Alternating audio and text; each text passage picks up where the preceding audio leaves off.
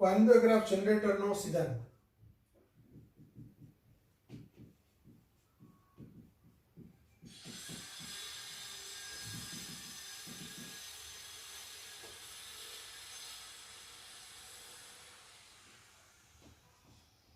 VR minus V capital R એટલે કે Q 1 upon small r minus 1 upon capital R. અને VR is always greater than V capital. હવે van the graph જનરેટરની અંદર આપણને basically તો બધો થિયરીની અંદર કન્સેપ્ટ ભણી જ ગયેલા છે, ખાલી આટલો જ કન્સેપ્ટ ક્લિયર કરાવું કે અંદરની બાજુએ જે ગોળો હોય એની ત્રિજ્યા સ્મોલ r હોય અને બહારની બાજુએ જે પોલું કવચ છે એની ત્રિજ્યા કેપિટલ R છે. હવે બહારના બિંદુનું સ્થિતિમાન અને અંદરના બિંદુનું સ્થિતિમાન V સ્મોલ r અને V કેપિટલ R.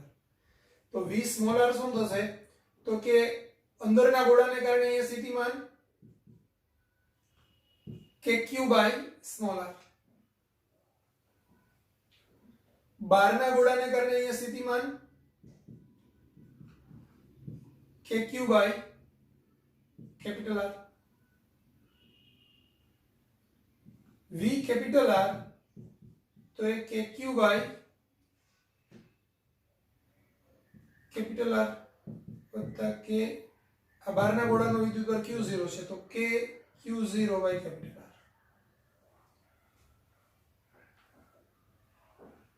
અહીંયા Q વિદ્યુતભાર છે, અહીંયા Q0 વિદ્યુતભાર છે. तो VR minus V capital R એટલે KQ by small r વત્તા KQ0 by capital R minus KQ by small r capital R minus KQ0 by capital R. આ બંનેઓ કેન્સલ થશે. KQ 1 upon small r minus 1 upon capital R. તો અહીંયા આ જવાબ છે always greater than 0 આવે એટલે કે VR is always greater than V capital R થાય. એનો મતલબ એવો થાય કે ગોળાના અંદરના વિસ્તારમાં વિદ્યુત સ્થિતિમાન કરતા બહારનું સ્થિતિમાન હંમેશા ઓછું હોય તો વિદ્યુતભાર હંમેશા વધુ સ્થિતિમાનથી ઓછા સ્થિતિમાન તરફ ટ્રાન્સફર થાય. એટલે તમે વાન ડી ગ્રાફ જનરેટરને ચાલુ કરો તો વિદ્યુતભાર હંમેશા અંદરથી બહારની બાજુએ ટ્રાન્સફર થયા જ રાખે સતત. બહારનો વિદ્યુતભાર ગમે એટલો હોય એની સાથે કઈ લેવા દેવા જ નથી કારણ કે આ Q0 ઉડી જતું છે ટર્મ બંને.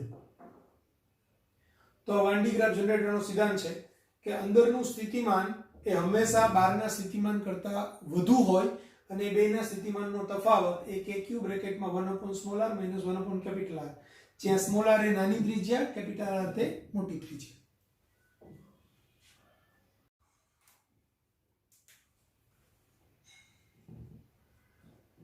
RC શ્રેણી જોડાણ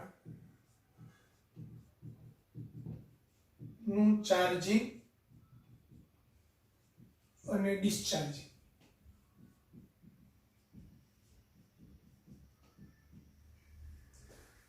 હવે સમજો એક કેપેસિટર છે એની સાથે એક અવરોધ R જોડેલો છે. આ C છે, આ R છે. અહીંયા એક હું સ્વિચ રાખું છું. આ એક બેટરી છે.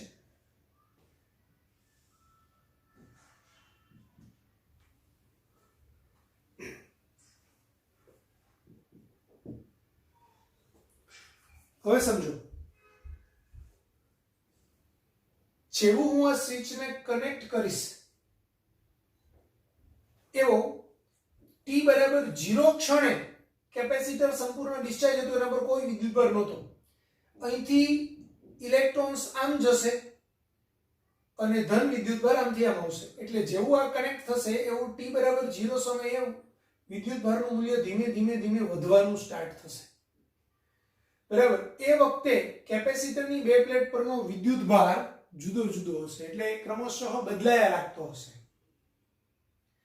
તો આ એની અસ્થાયી સ્થિતિ છે. એટલે આ વખતે અહીંનો પોટેન્શિયલ ડિફરન્સ અને અહીંનો પોટેન્શિયલ ડિફરન્સ કંઈક જુદો જુદો હશે જે સમય સાથે બદલાતો હશે.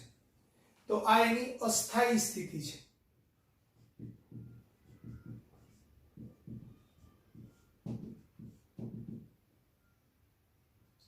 એક વખત કેપેસિટર સંપૂર્ણ ચાર્જ થઈ જાય પછી કેપેસિટર પરનો વિદ્યુતભાર સમય સાથે બદલાતો નથી.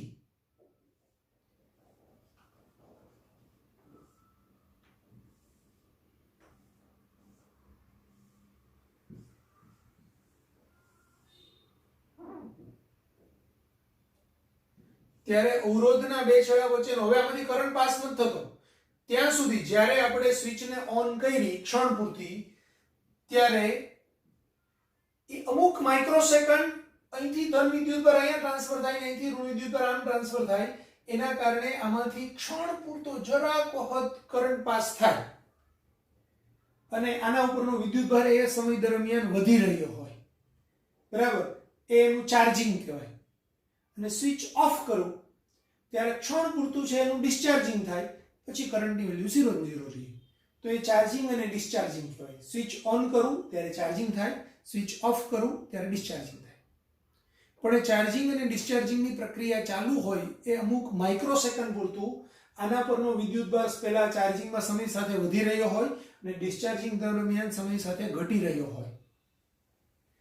તો આ એની સ્થાયી સ્થિતિ છે. તો સ્થાયી સ્થિતિની અંદર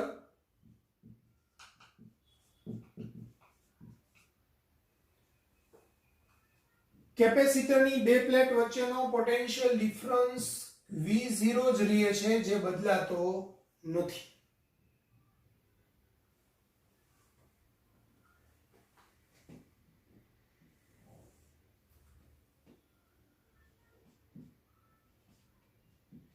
તો ચાર્જિંગ,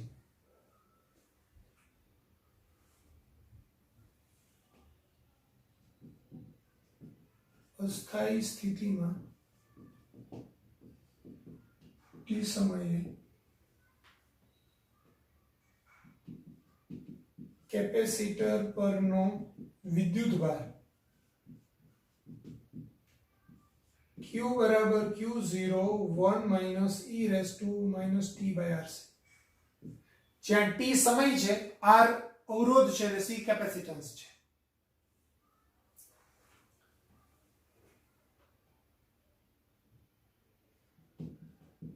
કેપેસિટરની બે પ્લેટ વચ્ચેનો પોટેન્શિયલ ડિફરન્સ કઈ સ્થિતિમાં? ચાર્જિંગ થઈ રહ્યું હોય ત્યારે. તો V બરાબર V0 1 - e raised to -t/RC.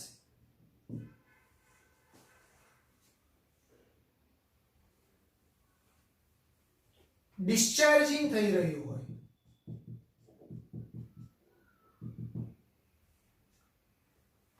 ત્યારે અસ્થાયી સ્થિતિમાં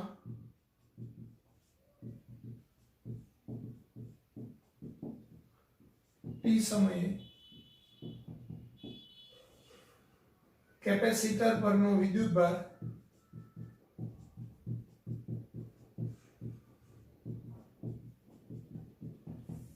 Q બરાબર Q0 1 - ની જગ્યાએ ખાલી આવશે e raised to -t/RC. અને કેપેસિટર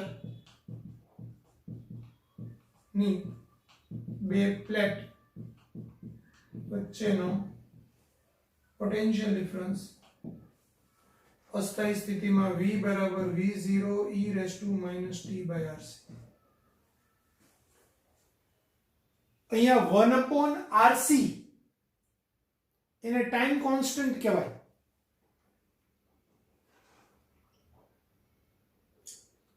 બરોબર ને? RC ને ટાઈમ કોન્સ્ટન્ટ ટો કહેવાય.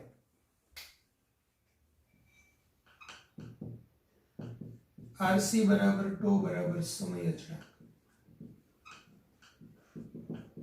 એટલે કે RC ને સમયનો એકમ હોય, નીચે સમયનો એકમ, ઉપર સમયનો એકમ, એટલે આખું પદ એકમ રહિત થાય. એટલે આ V0 નો V નો એકમ સરખો થાય, Q0 નો અને Q નો એકમ સરખો થાય. તો RC બરાબર ટો એને સમય અચળાંક ટાઈમ કોન્સ્ટન્ટ કહે છે. એટલે ધ્યાન રાખજો, RC નો એકમ એટલે સમયનો એકમ થાય t.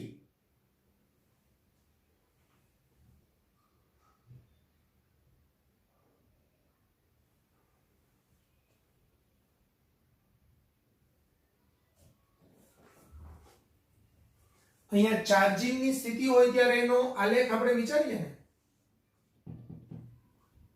Q0 અથવા તો V માટેનો આ T અહીંયા Q0 અથવા V0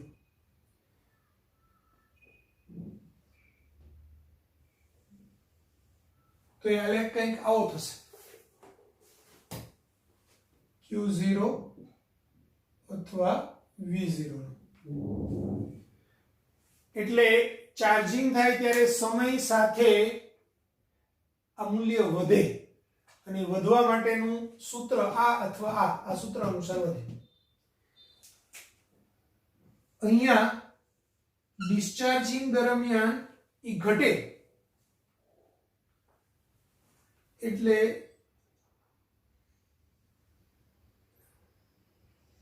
આમ થશે. અહીંયા આ Q0 અથવા V0 હોય અને આ Q અથવા V.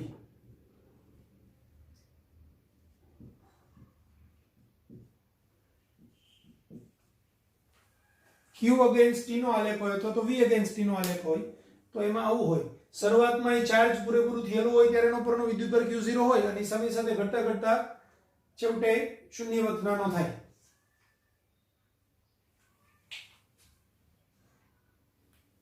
આવું થશે.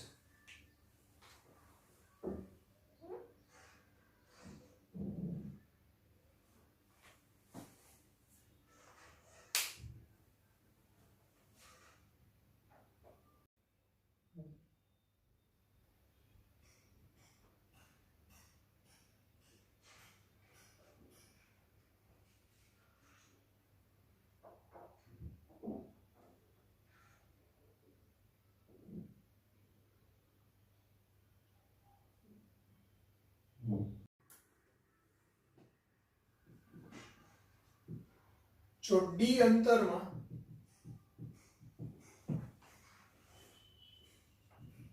અત્યંત પાતળી px જાડાઈની અત્યંત પાતળી અને બે પ્લેટ વચ્ચે dx અંતર હોય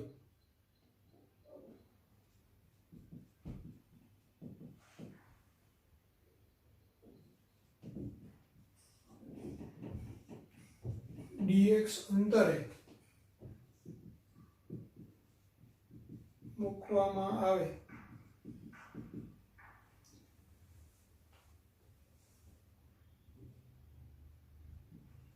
પ્રથમ અને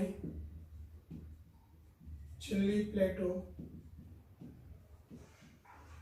વચ્ચેનું સમતુલ્ય કેપેસિટન્સ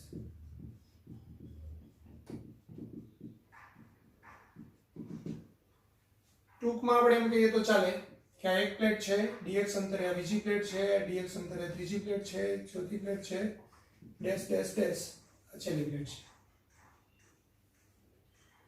કુલ અંતર d છે દરેક બે પ્લેટ વચ્ચેનું ડિસ્ટન્સ px છે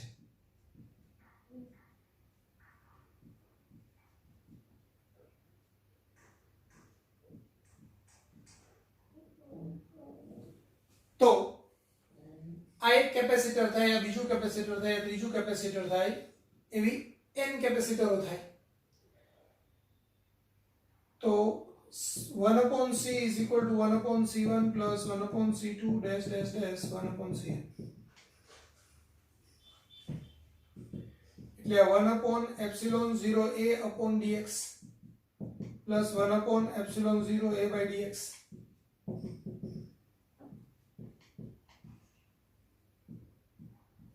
dx upon epsilon 0a plus dx upon epsilon 0a n વખત એટલે આ dx plus dx plus dx એવું n વખત upon epsilon 0a પણ આ dx dx dx આ બધાનો સરવાળો કુલ d થાય એટલે d by epsilon 0a તો c is equal to epsilon 0a upon d થશે તો એનો મતલબ એવો થયો કે એકબીજાથી અત્યંત સૂક્ષ્મ અંતરે જો n પ્લેટો રાખેલી હોય, અસંખ્ય પ્લેટ હોય, ગમે તેટલી પ્લેટ હોય, તો પહેલા અને છેલ્લી પ્લેટ વડે જે કેપેસિટર બને એના કેપેસિટન્સ જેટલું જ આ સૂત્ર થાય, એટલે એપ્સિલોન 0 a બાય d જ આન્સર આવશે. સપોઝ હું એમ કહું કે બે પ્લેટ વચ્ચે ખાલી અત્યંત પાતળી એવી એક ત્રીજી પ્લેટ મૂકી વચ્ચે d/2 ડિસ્ટન્સ છે, આ d/2 આ d/2. અહીંયા આપણે વચ્ચેની પ્લેટ અત્યંત પાતળી છે એવું ધારીએ છીએ, તો આ શું થશે તો કે 1/c બરાબર 1/c1 એટલે કે epsilon 0 a upon d/2 plus 1/એપ્સિલોન 0 a upon d/2. તો આ d/2 અંશમાં જશે એટલે d/2 પ્લસ d/2 લસા લઈ લો એપ્સિલોન 0 a, તો આ d બાય એપ્સિલોન 0 a એટલે કે c બરાબર એપ્સિલોન 0 a બાય d. હવે અહીંયા બે પ્લેટ છે, એક જ પ્લેટ મૂકી દીધી કે બે મૂકું તો d/3 plus d/3 plus d/3 એટલે બી d થશે. ચાર મૂકો તો d/3 d/4 plus d/4 plus d/4 plus d/4 upon epsilon 0 એટલે કે d બાય એપ્સિલોન 0 એ તો પાંચમા જ આન્સર આવશે. શરત એટલી છે કે આ પ્લેટ અત્યંત પાતળી હોવી જોઈએ. વ્યાપક રીતે n પ્લેટો મૂકેલી હોય અત્યંત પાતળી તો પણ એનું કેપેસિટન્સ c બરાબર એપ્સિલોન 0 a બાય d જ આવે. સર આ પ્લેટ પાતળી ન હોય તો એવો બી એક કેસ ડિસ્કસ કરી લઈએ કે જો આ ધાતુની પ્લેટ હોય,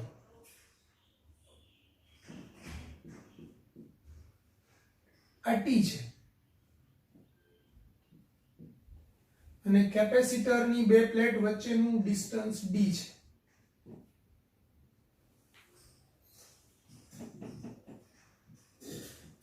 t જાડાઈની ધાતુની પ્લેટ હોય ત્યારે તો શું થશે? c બરાબર આપણે આગળ ભણેલા કે epsilon 0 a upon d minus t વત્તા t by k સૂત્ર લાગુ. જ્યાં k છે જે અંદર આપણે ઉમેર્યું એનો ડાઇલેક્ટ્રિક અચળાંક, પણ ધાતુ માટે ડાઇલેક્ટ્રિક અચળાંક k નું મૂલ્ય અનંત હોય એટલે આ થશે epsilon 0 a upon d minus t વત્તા t by infinity.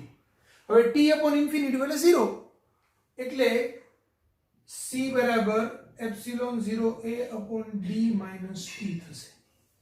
તો આ t થિકનેસ ધાતુની બાદ થાય d માંથી, પણ જો અવગણ્ય જાડાઈ વાળી પ્લેટ હોય તો આ t ની કિંમત શૂન્યવત નાની છે એટલે અહીંયા t ની કિંમત 0 મૂકી દો એટલે એપ્સિલોન 0 a by d, તો આપણને c બરાબર એપ્સિલોન 0 a by d મળે. તો આની અને આની વચ્ચે ખાલી આટલો જ ડિફરન્સ છે કે આ t અવગણાય એમ નથી અને અહીંયા અવગણી શકાય તેમ છે, એટલે આ સૂત્ર એપ્સિલોન 0 a by d આવે અને આ સૂત્ર epsilon 0 a upon d minus t આવે. ક્લિયર?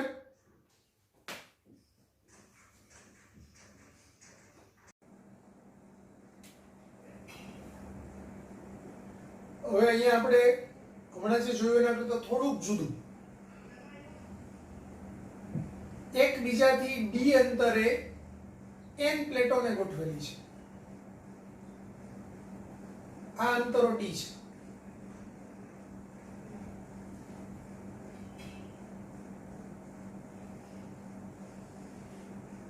બરાબર? એકબીજાથી d અંતરે n પ્લેટોને ગોઠવેલી છે.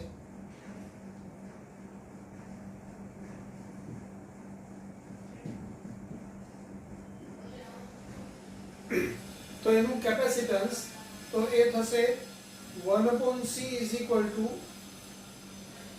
1/એપ્સિલોન 0 a by d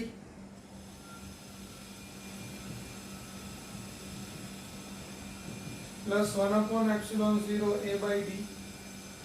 એવું કેટલી વખત? n - 1 વખત.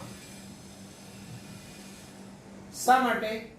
કારણ કે n પ્લેટ છે એટલે n - 1 કેપેસિટર રચાય.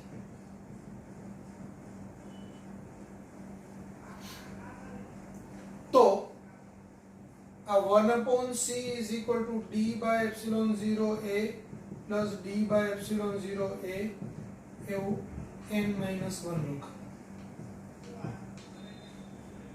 એટલે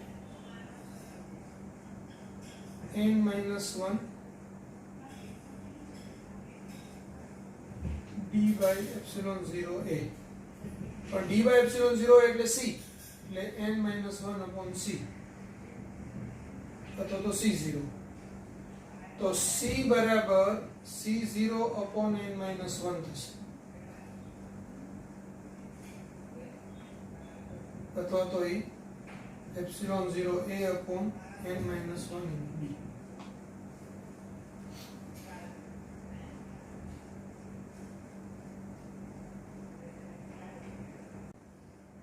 હવે આગળના ક્વેશ્ચનની જેમ જ એકબીજાથી d ડિસ્ટન્સે n પ્લેટો છે,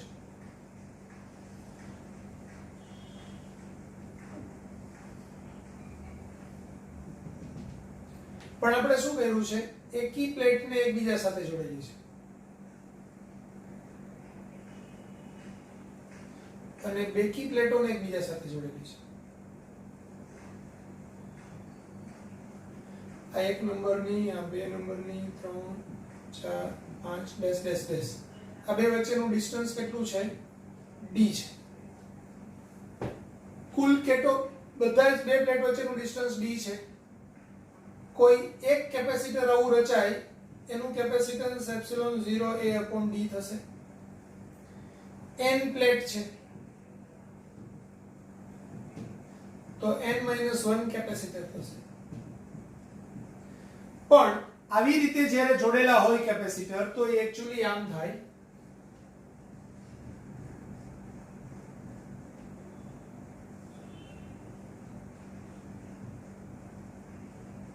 આમ જોડાયેલા છે એમ કહેવાય, એટલે આ સમાંતર જોડાણ થાય.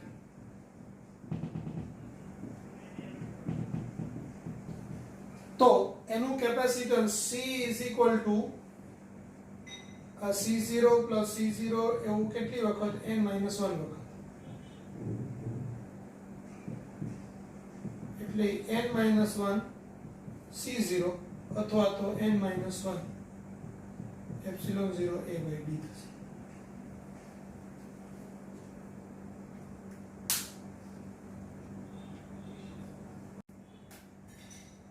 હવે આપણે એક આવો દાખલો જોઈએ કે અહીંયા એક કેપેસિટર જોડાયેલું છે, એની સાથે સમાંતરમાં બે કેપેસિટર જોડાયેલા છે.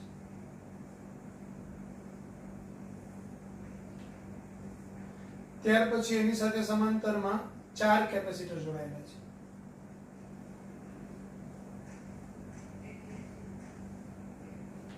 ત્યાર પછી એની સાથે સમાંતરમાં 8 કેપેસિટર જોડાયેલા છે.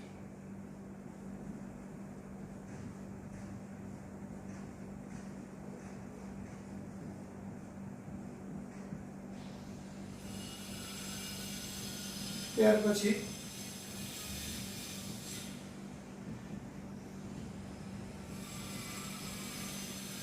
આવી રીતે છે 16 32 એવી રીતે. જો દરેક કેપેસિટરનું કેપેસિટન્સ C હોય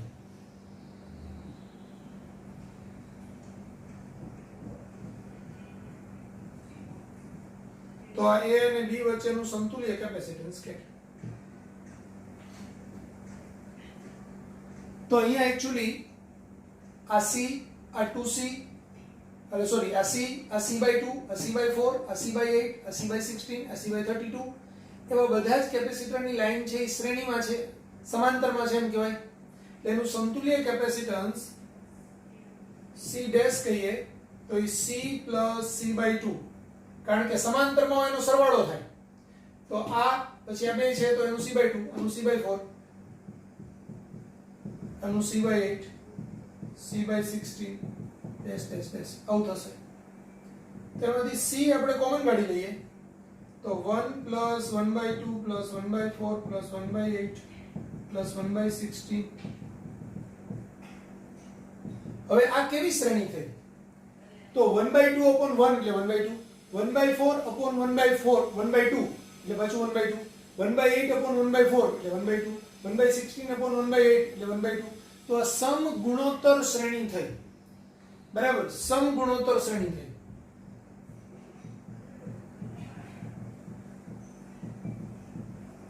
સમગુણોત્તર શ્રેણીની અંદર આપણને ખબર છે એનું સૂત્ર a upon 1 minus r, જ્યાં a એ પહેલું પદ છે અને r છે એ સમગુણોત્તર છે. તો અહીંયા પહેલું પદ 1 છે અને સમગુણોત્તર 1/2 upon 1 એટલે 1/2 છે. તો 1 minus 1/2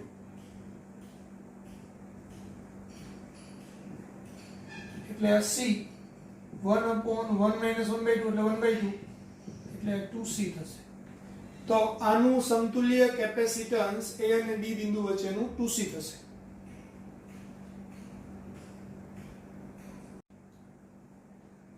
જો એક આ ટાઈપનો જોઈએ.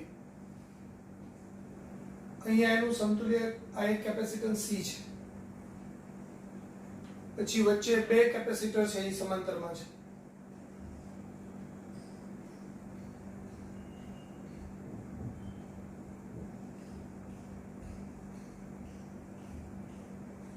પછી ત્રણ કેપેસિટર સમાંતરમાં છે.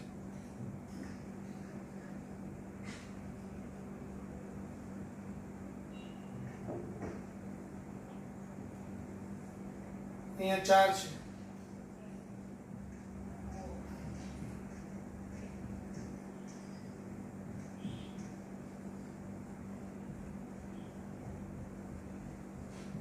Dash dash dash. તો હવે શું થશે અહીંયા?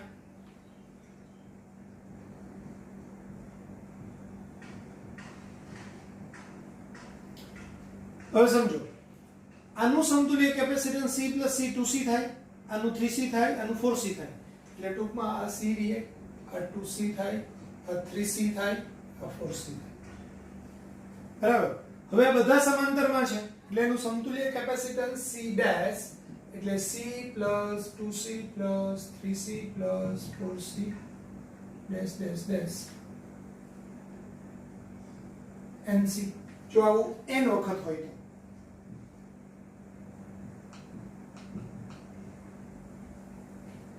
તો એમાંથી c આપણે કોમન કાઢી લઈએ એટલે આ 1 + 2 + 3 + ડેશ ડેશ ડેશ n. તો 1 થી n સુધીનો સરવાળો એ આપણને સૂત્ર ખબર છે n - 1/2 એટલે સોરી n + 1/2. તો આ c આ 1 થી n સુધીનો સરવાળો n + 1/2 એટલે n + 1 c/2. આ આન્સર હશે.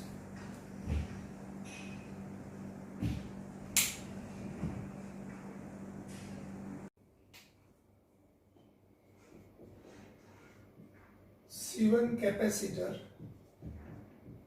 ને V1 વોલ્ટથી અને C2 કેપેસિટર ને V2 વોલ્ટથી. C1 એટલે C1 જેટલું કેપેસિટન્સ ધરાવતા કેપેસિટર, પણ ટૂંકમાં લખ્યું છે.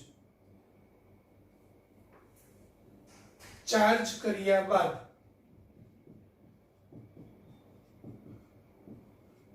એકબીજા સાથે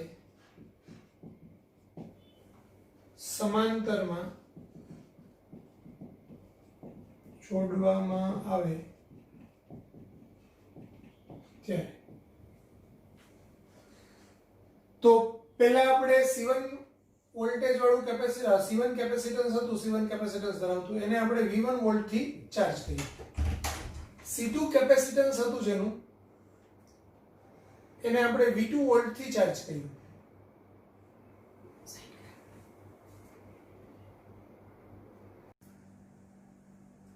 તો શરૂઆતની અંદર આમાં કેટલી ઊર્જા સંગ્રહાયેલી હશે? 1/2 C1 V1 સ્ક્વેર. આમાં કેટલી સંગ્રહાયેલી હશે? 1/2 C2 V2 સ્ક્વેર. તો તંત્રની પ્રારંભિક ઊર્જા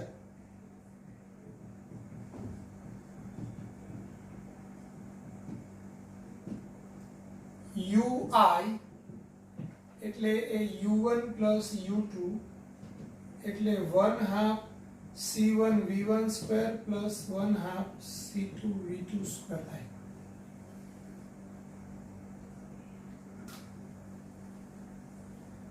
એટલે એને આપણે આમ લખવું હોય તો ui is equal to c1 v1 square plus c2 v2 square divided by 2. આ તંત્રની પ્રારંભિક ઉર્જા છે. હવે તંત્રની અંતિમ ઉર્જા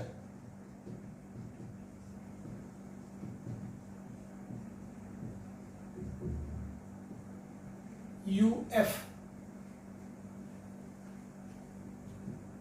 તો એ u1 dash plus u2 dash થાય. હવે હું એમ કહું કે આ બેયને એકબીજા સાથે સમાંતરમાં જોડ્યા છે કેપેસિટરને.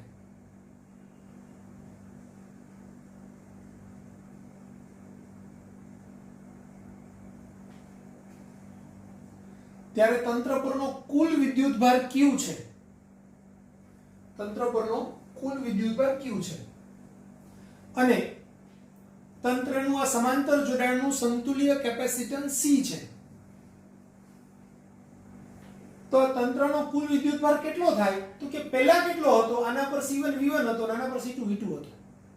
તો તંત્રનો કુલ વિદ્યુતભાર Q બરાબર Q1 plus Q2 થાય, એટલે કે C1 V1 plus C2 V2 થાય. અને હવે C ની વેલ્યુ સમતુલ્ય કેપેસિટન્સ તો બે સમાંતર જોડાણમાં છે, સમાંતર જોડાણમાં હોય તો બેના કેપેસિટન્સનો સરવાળો થાય એટલે C1 plus C2 થશે. તો અહીંયા આપણે આ બે જુદું જુદું નહીં શોધીએ, એની જગ્યાએ આપણે આખા કેપેસિટરને એનું સમતુલ્ય કેપેસિટન્સ ગણીએ અને સમતુલ્ય કેપેસિટન્સ પરની ઉર્જા q²/2c મુજબ એ C1 V1 C2 V2 એનો હોલ સ્ક્વેર ડિવાઇડ બાય 2 બ્રેકેટમાં C1 C2 આમ થાય. એટલે તંત્રની અંતિમ ઉર્જા UF એ C1 V1 square C2 V2 square upon 2 બ્રેકેટમાં C1 C2 થાય. તો ગુમાવાતી ઉર્જા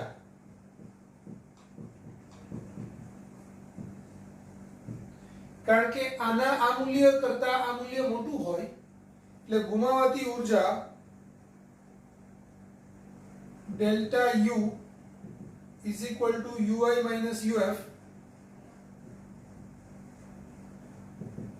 એ બેનો તફાવત શોધીએ તો એ સૂત્ર આપણને અલ્ટિમેટલી 1/2 C1 C2 છેદમાં C1 plus C2 બ્રેકેટમાં V1 minus V2 એના સ્ક્વેર જેટલું મળે.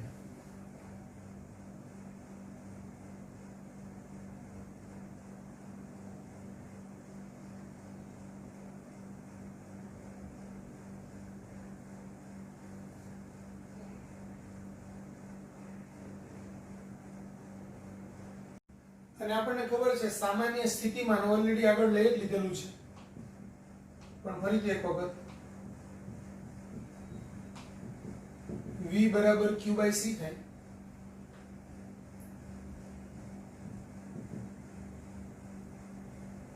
એટલે Q ની કિંમત C1 V1 plus C2 V2 છેદમાં C એટલે C1 પ્લસ C2.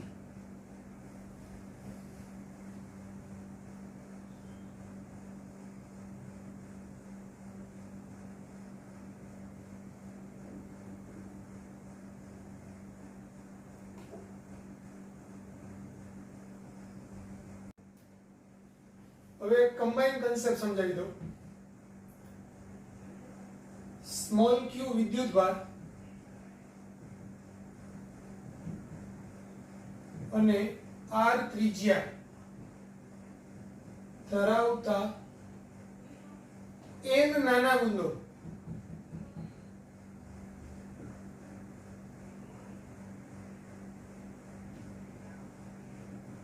ભેગા મળીને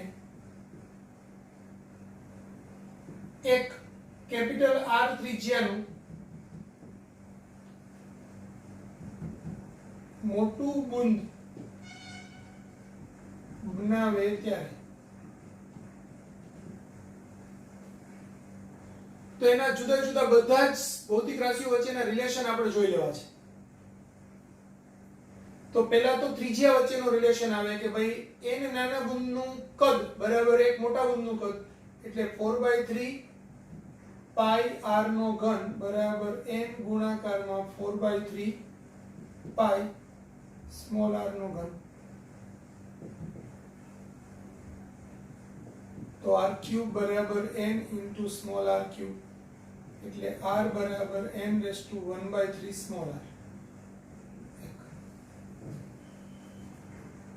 પછી બીજું આવે વિદ્યુત ભાર. તો મોટા બુંદના વિદ્યુત ભારને q કહીએ તો q બરાબર n ગુણાકારમાં નાના બુંદનો વિદ્યુત ભાર સ્મોલ q. ત્રીજું આવશે કેપેસિટન્સ.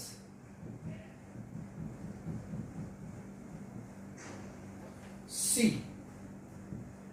તો C બરાબર q by v. q એટલે nq અને v એટલે kq by r.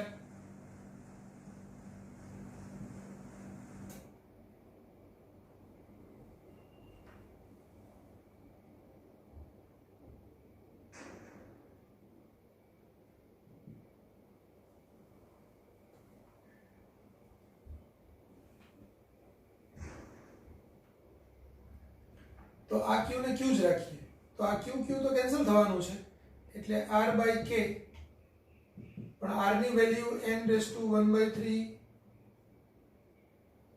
આ કેપિટલ r આવે એટલે n raise to 1/3 small r by k પણ r by k એટલે c0 એટલે આપણે જો આને c ડેશ કહીએ તો c જ્યાં c છે એ નાના બુંદનું કેપેસિટન્સ ને c ડેશ એટલે મોટા બુંદનું કેપેસિટન્સ. આને આપણે આમ કરવું હોય તો બી કરી શકાય. c ડેશ એટલે 4 પાઈ એપ્સિલોન 0 r એટલે 4 pi epsilon 0 n raise to 1/3 small r એટલે n raise to 1/3 4 pi epsilon 0 small r એટલે n રેઝ ટુ 1/3 c. તો c ડેશ બરાબર n રેઝ ટુ 1/3 c આવશે.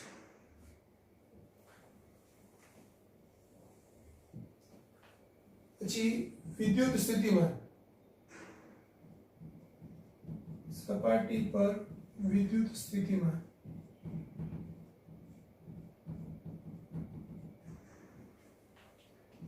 v બરાબર kq by r k inq અને r એટલે n raise to 1/3 small r એટલે n raise to 2/3 kq by r એટલે n raise to 2/3 v. v dash is equal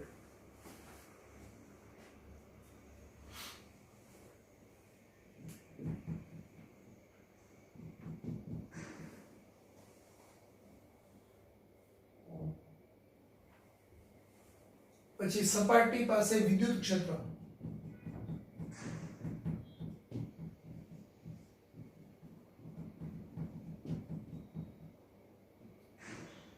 E dash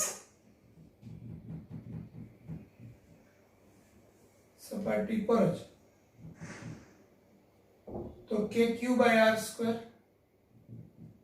k inq ને r square એટલે r raise to n raised to 1/3 small r whole raised to 2 એટલે n upon n raised to 2/3 kq by r square. તો n raised to 1 minus 2/3 એટલે 1/3 તો n raised to 1/3 e.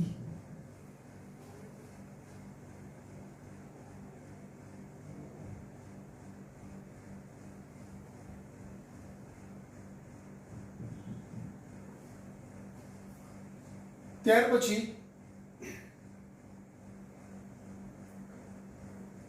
સપાટી પરની પૃષ્ઠ ઘનતા. સપાટી પર વિદ્યુત ભાર ની પૃષ્ઠ ઘનતા સિગ્મા ડેશ એટલે q by 4 pi r square. q એટલે nq 4 પાઈ r ની value n raise to 1/3 small r એનો સ્ક્વેર.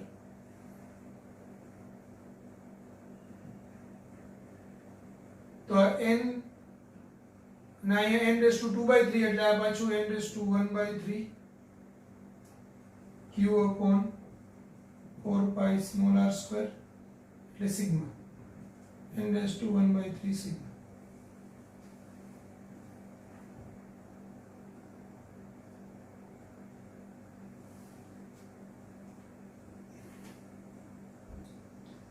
પછી સંગ્રહાયેલી ઉર્જા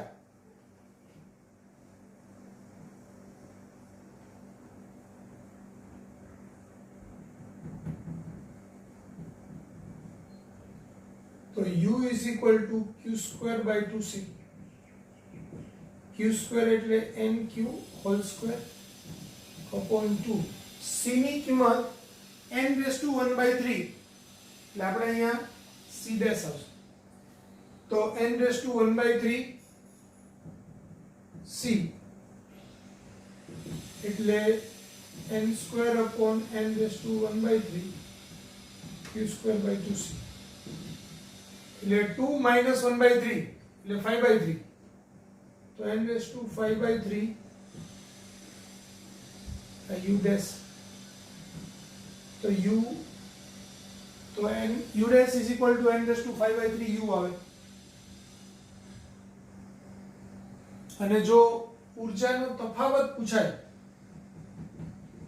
ડેલ્ટા u તો u dash minus u u dash એટલે n raised to 5/3 u minus u એટલે n raised to 5/3 minus 1 u આ u ના ટર્મ્સમાં લખ્યું. ઓર બીજા સ્વરૂપમાં પૂછાય તો delta u is equal to u dash minus u છે. u dash ની કિંમત હું મૂકું સોરી u ની કિંમત મૂકું હું તો u બરાબર u dash upon n raised to 5/3 થાય. તો u dash કોમન નીકળે 1 minus 1 upon n raised to 5/3. આવું બીજું સૂત્ર મળે.